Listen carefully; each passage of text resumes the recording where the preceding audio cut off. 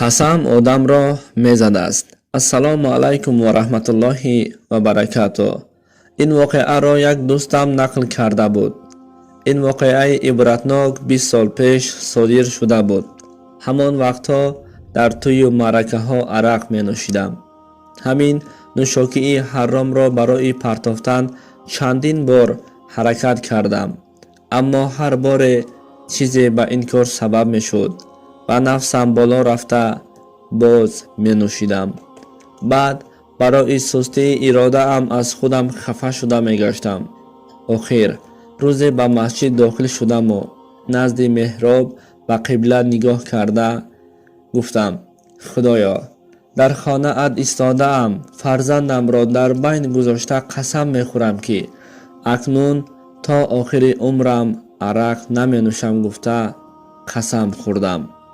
ин қасамро чӣ гуна масъулият ва вазмин буданашро ҳис мекардам. барои ҳамин ана 20 сол мешавад ки арақро дубора ба даҳан нагирифтам. дӯстонам аввал бовар накарданд, ҳайрон шуданд ва баъд манро ба давраҳои худашон фарёд накарданд. ман бошам аз халос шуданам хурсанд будам. баъди 2 соли гузаштани ҳамин воқеа як дӯстам наздам омада арақро чӣ гуна партофтанашро, аммо нотавониашро ва аз ман чӣ гуна партофтанамро маслиҳат пурсид. ман воқеаи шудагузаштаро нақл карда додам. баъди шунидани суханҳоям дӯстам ҳамон лаҳза чунин карданӣ буд. бо дӯстам якҷо дар мошин нишастему рост ба сӯи масҷид рафтем. ба масҷид дохил шудем. дӯстам гӯё ки аз ман шунидагӣ бар ин мегуфт: худоё, дар хонаат истода фарзандамро дар байн гузошта қасам мехӯрам, акнун то охири умр арақ наменӯшам гуфта қасам хӯрд. пеш аз қасам хӯрдан ва баъд аз қасам хӯрдан ман ӯро бо қасам бозӣ накарданашро сахт огоҳ кардам. ӯ бошад, мефаҳмам, медонам гуфта тасдиқ мекард. аммо афсӯс ки зиёде нагузашта воқеаҳое ки ман метарсидам ва фоҷиаҳое ки аллакай роҳ додан гирифт. дӯстам як писару як духтар дошт. писараш ҳамон вақт 6 сола буд. баъди қасам хӯрданаш 40 рӯз гузашта хоҳари дӯстам ба шавҳар баромад.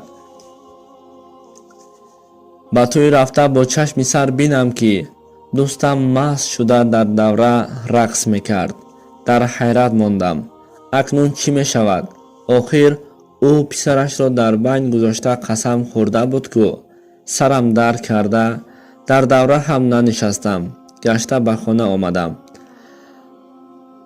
рӯзи гузаштааш ба дӯстам гап задам, фаҳмондам. ӯ бошад чизе нагуфта меистод. боз арақро нӯшиданро давом медод. бо ҳамин аз байн 4 сол гузашта қалби ман бошад доим як нохуширо ҳис мекард. ва дар охир ҳамон хабари нохуш омад. писари дӯстам бо модараш ба қишлоқ хонаи бибиаш рафта дар ҳавзи ҳамон ҷо афтида мурдааст. сабаби ин мусибатро падараш буданашро фақат ман ва дӯстам медонистем. дидани пушаймонии падараш ва қалби пурармонаш тоқат намекардам. дӯстам бошад аз байн ҳамин қадар сол гузашта бошад ҳам бароям рост нигоҳ карда наметавонад. аз ман гурехтанро ҳам ҳаракат мекунад. ин сирро ба кас нагуфтанамро метарсад. ин воқеаи ғамангез бар ҳамаи мо ибрат шавад.